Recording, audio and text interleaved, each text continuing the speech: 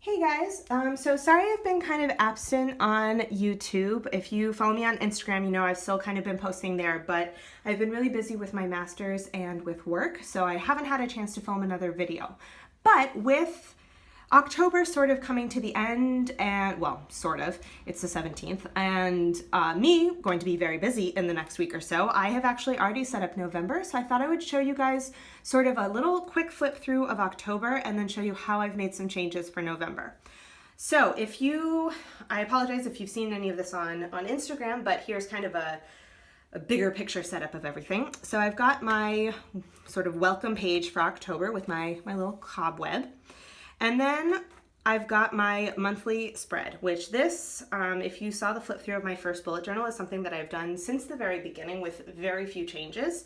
I have the big calendar plus my tasks for the month and my upcoming tasks for the next month with a mini calendar. And this will actually change in November. I will show you guys in a second. Basically because I was noticing I had a lot of unused space. So I figured, how can I sort of make better use of that? Then I have my 2-page brain dump. This is actually fairly recent. I think I only started about a month or two ago. And I really, really like it. I will change it up a little bit in November, so you'll see that, but very useful page for me to have. I tend to like group things by project. I can't just do a running list. Usually I need to have some sort of organization. Followed by memories and gratitude log. I will actually sometimes pencil in things if I don't have time to letter them right then. That way at least I won't forget that it's something I wanted to add to my memories list. And lastly, we have reading goals and tracker. You can see that this month I've been incredibly busy. I've only read 2 books and they were nice short books, so that made me feel productive without taking up as much time as other books might have. And my vertical tracker, which kind of same as usual. I probably won't be changing this up for a while because this setup really works for me. And then I basically have my weeks followed by dailies. And I have a very, very static setup. I basically do a 2-page weekly followed by single-page dailies. You can see where I started having fun with Washi. And something at the end. Sometimes that is a single-page spread for a collection. Often, actually, it is lettering. And so this is actually this week.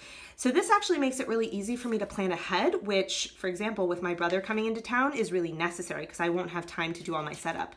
Basically, I will pre-set up my pages, and a lot of times I will actually go through and set up the tasks I already know in advance. I just haven't done it yet for this week. I just haven't had a chance.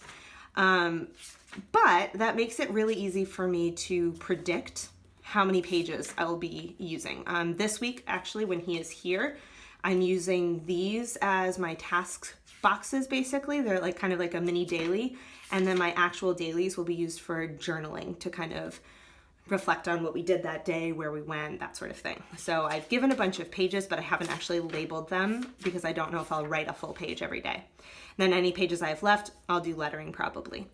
So now we get to November. November, I tried a different setup. I have this like weird little side guy just for fun. And my biggest change, I am attempting a single-page monthly.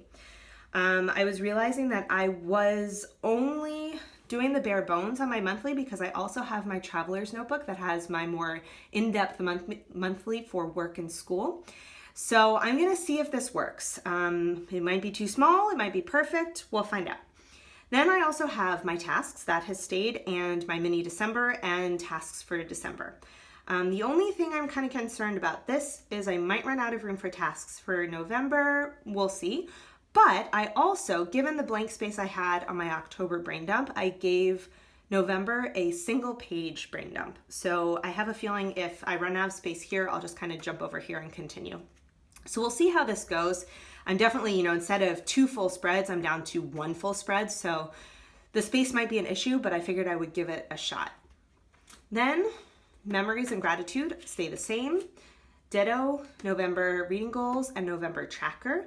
And then I move into my weekly. So I definitely plan ahead. I don't sort of keep the traditional bullet journal where You know, I start, for example, my daily, where is today? So for example, I wouldn't start my daily and then whatever I finish, I then start Tuesday. I need a little bit more structure than that. I'm kind of, I'm particular about my planning, we'll say. And so I love the flexibility of the bullet journal, but I actually am not like a fly by the seat of my pants kind of person. I like to have things planned out. I like to be able to see it. And so this system has been working for me. I know it's not really traditional bullet journal for some people, but I really like it. And it also gives me the flexibility to plan ahead when I have vacations coming up, because I know I'm not going to be able to spend, you know, the same amount of time preparing a spread and, you know, filling in things as I would when it's just me. So this actually works out really well for me. The other thing I want to really quick touch on was my washi. I've actually really recently started using washi in my spreads. So any of the Halloween washi is actually from a pen pal, but any of the other washi that you see is mine. And this is my collection. Oops, I'm still kind of in a small collection. I've been trying to be really particular because I actually bought some washi from Hema. It's a store we have here, and was not loving it. So I've decided to kind of be more particular. So I've got these scissors. I don't know why I like them, but I was coveting them for like months and finally bought them, like a black sepia maybe. Then I've got these two solid ones. I've got red and gray just to use. I use them as like backer ones, if you can kind of see there. I've got flowers, which I don't use these pink guys very much. They're kind of bright for me, but I just got today these like vintage blue flowers, and I think they're going to be my November washi because I love them.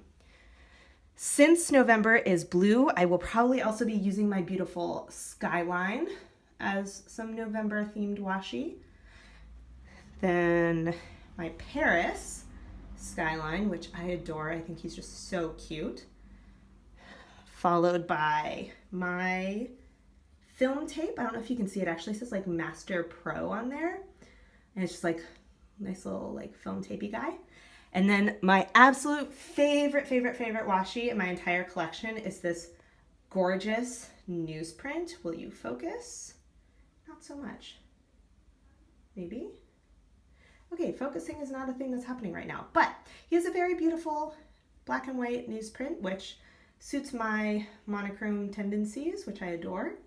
So that is my current washi collection. So anything that you see in my bullet journal is from there. And I actually have recently moved my washis onto these Joker cards. I had Joker cards in a pack of cards. And so I've got them on here so that I can actually have a little bit of washi with me when I'm on the go and planning. So that is basically my setup for November. I'm not sure if that was helpful, but at least you can kind of see the sort of evolution of my system. And yeah, shoot me any comments or questions you have at the bottom, and I will see you guys next time. Bye.